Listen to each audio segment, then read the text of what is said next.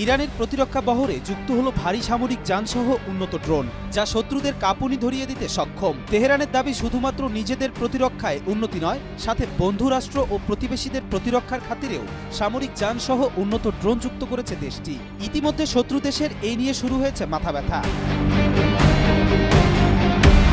একের পর এক উচ্চ ক্ষমতা সম্পন্ন সমরাস্ত্র, ক্ষেপণাস্ত্র, ড্রোন ও যুদ্ধজাহাজ উন্মোচন করে নিজের শক্তি প্রমাণ করেছে ইরান। মধ্যপ্রাচ্যে চলমান উত্তেজনা যখন তুঙ্গে, তখনই নিজের কর্তৃত্ব জাহির করল ইরান।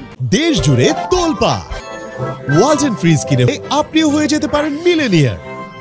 এরই ধারাবাহিকতায় দেশটি ২৭ ফেব্রুয়ারি একটি উচ্চগতির নৌযান উন্মোচন করেছে, যা বিধ্বংসী যুদ্ধজাহাজ মোকাবেলার জন্য উন্নত ক্রুজ ক্ষেপণাস্ত্র বহন করতে সক্ষম।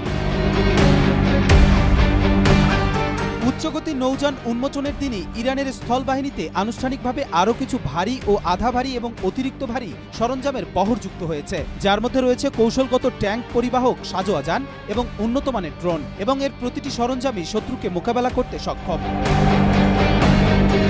বিশ্লেষকরা ধারণা করছে, একটি বড় প্রতিরক্ষা উন্নয়নের জন্য ইরান তাদের সেনাবাহিনীর অস্ত্র ভাণ্ডারে এসব ভারী, আধা ভারী এবং অতিরিক্ত ভারী সামরিক সরঞ্জামাদি যুক্ত করেছে। ইরানের প্রথম ভাইস প্রেসিডেন্টের তথ্যমতে শুধু নিজের দেশের প্রতিরক্ষায় নয়, প্রতিবেশী ও বন্ধু দেশের প্রতিরক্ষায়ও তারা অংশ নিতে চায়। মূলত এসব কারণেই তাদের এই সামরিক আয়োজন।